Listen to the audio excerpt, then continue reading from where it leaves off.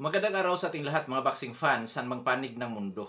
Ang bakbakan o labanan na ating tatalakayin ngayon ay kabilang sa undercard sa rematch sa pagitan ni Taylor at Catterall ngayong Mayo 25, 2024 nagaganapin po sa First Direct Arena, Leeds, United Kingdom.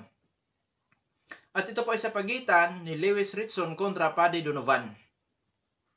Sa bakbakan na ito, tayo po ay maghahayag ng sarili nating fight prediction, comparison at analysis. Na kung saan doon pa po lamang sa ating gagawing comparison, malaki po ang posibilidad na makakakuha kayo ng idea kung sino papaboran nyo sa panalo dito po sa naturang bakbakan. Dahil detalyadong inyong malalaman kung saan naging dihado, naging liyamado ang magkabilang panig. At dahil sa magkaroon tayo ng comparison, marapat lamang natin munang alamin ang kunting background dito sa magkabilang panig mula sa kanilang physical na appearance, eksperyensya o karanasan sa laban, maging sa kanilang mga taglay-taglay na skills o mga galawan. Dahil yan po ang ating gagawing referensya doon naman sa ating paghayag sa comparison. Pero bago natin yan simulan, para po sa mga boxing fans na bago pa po lamang napadpad dito sa ating munting channel, inanyayahan ko po kayo na sana suportahan po nyo sa pamamagitan po ng pag-subscribe, like, and share. Para po sa mga boxing fans na walang sawa na sumuporta at sumubaybay dito sa ating munting channel, taos puso po ang nagpapasalamat sa inyong lahat. Wala po ndong sports page kung wala rin po kayo mga idol. Kaya naman, simulan na natin. Alamin na natin ang mga background dito sa magkabilang panig. At unahin natin ang sa panig nitong si Paddy Donovan. Bilang isang professional boxer, may impresibong kartada po ito si Donovan. 13 wins with 10 wins coming by way of knockout, undefeated. May edad 25 anyos, height 5 foot and 9 inches. South po ang kanyang stance, knockout ratio 76.92%. Last fight, January 27, 2024. William Andres Herrera. Panalo si Donovan by 7th round technical knockout. Karanasan o eksperyensya nitong si Donovan. Bago ito pumasok sa professional boxing, dati itong amateur boxer. Na kung saan may impresibong kartada sa amateur fights, 166 wins with 7 losses lamang. At noong 2016, naging World Youth Championship po ito. So, nakasungkit din po pala ito ng titulo doon sa amateur fights. Sa ngayon, as a professional boxer, magngalan din po tayo ng iilang boksingero na nakasagupa nitong si Paddy Donovan na kung saan para sa akin nakapagbibigay ito sa kanya ng magandang karanasan. At nagluklok sa kanya sa ranking ng WBA rank 11 dyan sa welterweight division. Siyempre nangunguna si William Andres Herrera, Sam O. Mason at si Danny Ball. Nasa tingin ko mga idol yan nga ang matitinding na kalaban nito si Donovan na kung saan nahihirapan po siya sa laban. At sa skill sa taglay-taglay nitong si Paddy Donovan, masasabi kong outboxer. Ano ba ang outboxer, Kuya Dong Sports? Sila po yung mga boksingero na napaka-epektibo sa long range na suntukan, maging sa mid-range. Bagamat epektibo ito sa long range at mid-range sa suntukan, may mga style pa rin ang boksingerong ito. Pressure fighter style, ibig sabihin umaabante, pero hindi po pumapasok sa range ng kanyang makakalaban. Pinapanatili niya ang kanyang distansya sa kanyang katunggali. Ginagamitan niya ng jab 1-2 combination, na kung saan yun po ang ginagamit talaga sa long range na suntukan, jab straight. Defensive style, na kung saan naka-stick back or back pedal ito, ginagamit niya ang jab, 1-2 combination, ginagamit niya ang 4 na kanto sa ring. Counter, malimit din niyang ginagawa ang pag-counter sa kanyang makakalaban mga idol. Na kung saan, taglay nito ang hand speed, power, timing, at accuracy. Pagdating sa depensa, may buta sa depensa ito, lalo na sa close range sa suntukan. At yun ang kanyang kahinaan, ang suntukan sa close range po mga idol. Hirap siya dyan, na kung saan doon natin nakita ang open, lalo na sa mukha, delikado pag na-counter. Lalo na kung power puncher ang maka-counter nito, may kalalagyan. Pero pagka nasa long range po mga idol, nasa distansya, masasabi kong mahusay ito. Kahit sa depensa. Pero sa close range, yun ang kanyang kahinaan. Ngayon, Pupuntahan naman natin ang sa panig nitong si Lewis Ritson. Bilang isang professional boxer, itong si Ritson naman ay may impresibong kartada. 23 wins with 13 wins coming by way of knockout, may 3 talo. Ngunit wala pang naitalang tabla. Sa kanya 3 talo, 2 beses nakatikim ito ng knockout. Sa ngayon may edad na 30 anyos at ang height 5 foot and 10 inches. Orthodox ang kanyang stance, knockout ratio 56.42%. Last fight March 4, 2023. O'Hara Davis ang kanyang nakatunggali. Talo itong si Ritson sa pamamagitan po ng knockout sa ika-9 na round. Eksperyensya o karanasan ni Ritson bago ito pumasok sa professional boxing. Siya po ay dating lumalaban din sa amateur na mayroong total fights na umaabot sa 97. At naging finalist ito sa ABA. Senior finalist po siya mga lods. Sa ngayon, bilang isang professional boxer, magngalan din po tayo ng iilang boksingero na nakatunggali nito na kung saan masasabi nating nakapagbibigay sa kanya ng magandang karanasan. At syempre, nangunguna si Miguel Vasquez na dating world champion sa lightweight division. O'Hara Davis na may husay pagdating sa teknikalan na laban. Jeremias Nicolas Ponce. At ang nasungkit pa po lamang or ang na-achieve pa po lamang nitong si Lewis Ritson dito sa professional boxing 2018. Nasungkit nito ang regional title belt ng BBBOFC British Lightweight title. 2020, nasungkit din niya ang regional title belt ng WBA. Ito po ang WBA Intercontinental Super Lightweight title. Skills, boxer, puncher. Pressure fighter style, defensive style, lumalaban sa brulan o tututo na bakbakan, may counter-punching style.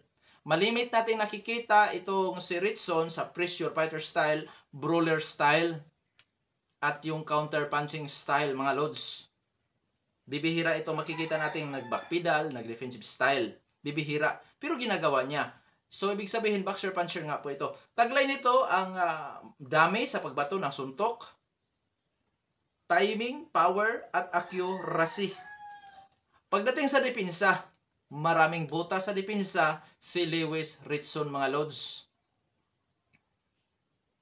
At syempre, itong si Lewis Ritson, expose na kung saan mahina. So ngayon, dadako na tayo sa ating gagawing comparison. So baybayan nyo pong maigi ang ating gagawing comparison dahil dito kayo makakakuha ng idea kung sino ang papaboran nyo sa panalo dito po sa naturang bakbakan. Ang dihado ba o llamado? Kasi dito lalabas eh. Maaring hindi kayo sang-ayon sa aking gagawing prediksyon. Kaya, panoorin nyo ang buong video at nang sa ganon, makapag-isip kayo kung sino ang papaboran nyo sa panalo dito sa bakbakan dahil transparent po ang ating ginagawang talakayan dito. So ngayon, simulan na natin ang ating gagawing comparison dahil ang kasunod nito ay ang ating official prediction. Unahin natin sa division na kanilang paglalabanan. Itong si Lewis Ritson, mga lods, ay lumalaban sa super lightweight division. Samantala, si Paddy Donovan ay lumalaban sa welterweight division at magpangabot sila sa welterweight division. Sa makatuwid, for the first time mapapalaban si Lewis Ritson sa welterweight division. Magdagdag siya ng timbang. Anong nais kong ipahiwatig? Optional na pagkadihado dito kay Lewis Ritson. Bakit optional? Okay, ang mga katanungan natin dyan, madala kaya ni Ritson ang kanyang tibay?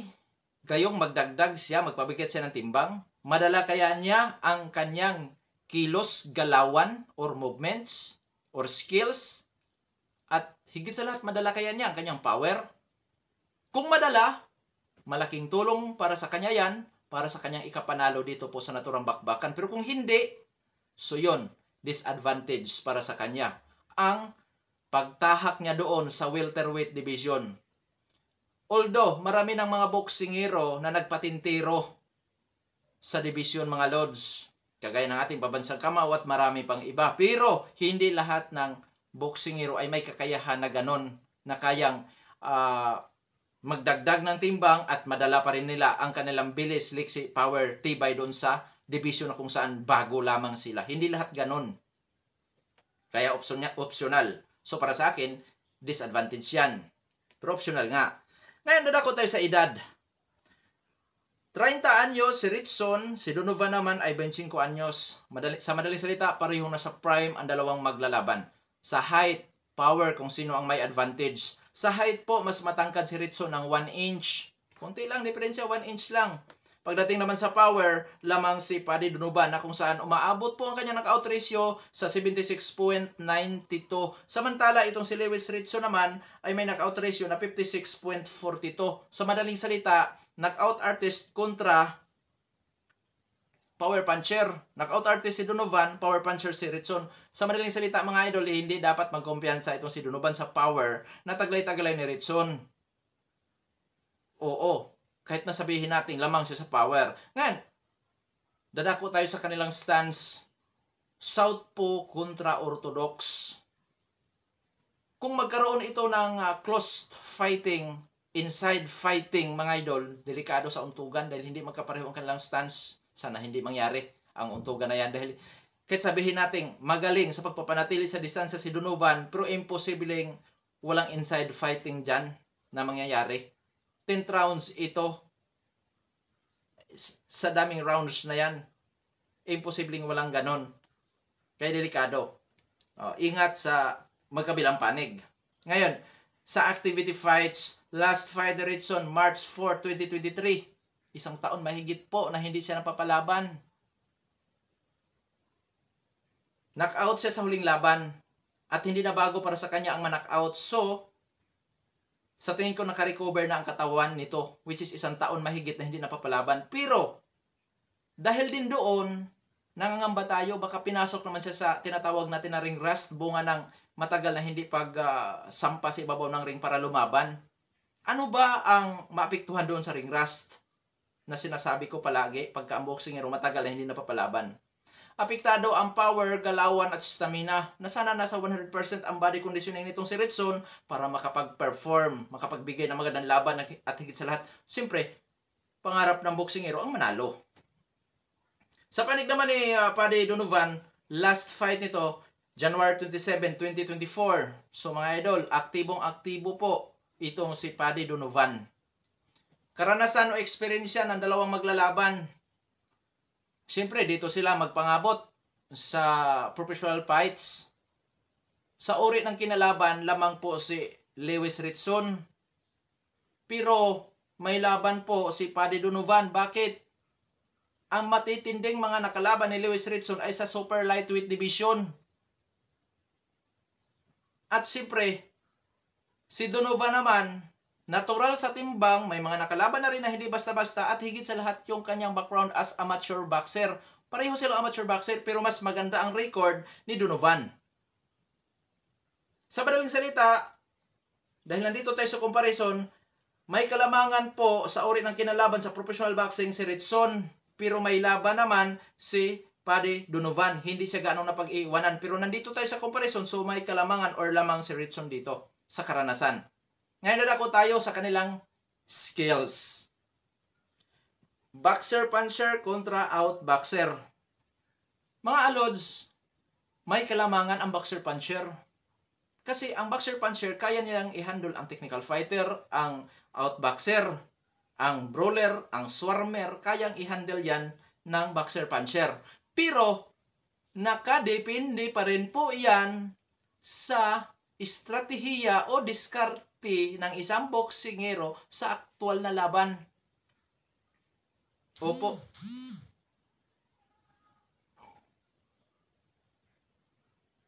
Nakadepende. Lalo na't malimit natin nakikita itong si Lewis Ritson sa pressure fighter style, brawler style, or willing sa brawlan o tututo na bakbakan, willing ito sa sabayan.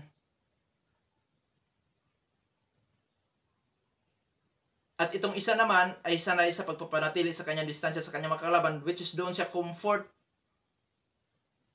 comfortable, kumbaga, komportable sa long range sa suntukan. So nakadepende yan sa strategy. Kung kaninong estratehiya, kaninong diskarte ang mangingibabaw or maging epektibo dito sa laban. So, nandito tayo sa comparison, may kalamangan si Lewis Ritson sa skills, which is boxer puncher.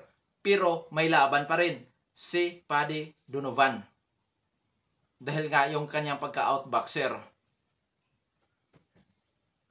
Kasi pahirapan ito, pautakan ito. Paano makapasok si Donovan doon kay o paano makapasok si Ritson kay Donovan?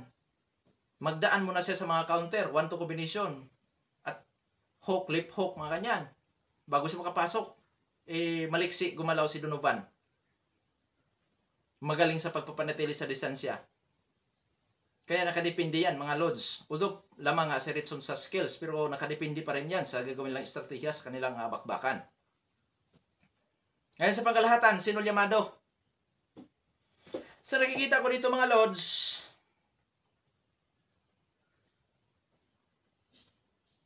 may kalamangan si Paddy Donovan. Bakit? Siyempre natural siya sa timbang. Pangalawa, inactive tong kanyang makakalaban. Pangatlo, yung kanyang hand speed at pagka-outboxer ay hindi lahat po ng boxer puncher ang nagtagumpay sa outboxer. Kaya mga lods, para sa akin may kalamangan si Paddy Donovan. Pero konti lang. Kung i-convert natin ito sa percent, 55% para kay Donovan, 45% para kay Ritson. Ganun lang sila ka-closed. Ngayon dadako na tayo sa ating gagawing prediction, official prediction ng Dong Sports PH. Official prediction ko dyan, Paddy Donovan by technical knockout.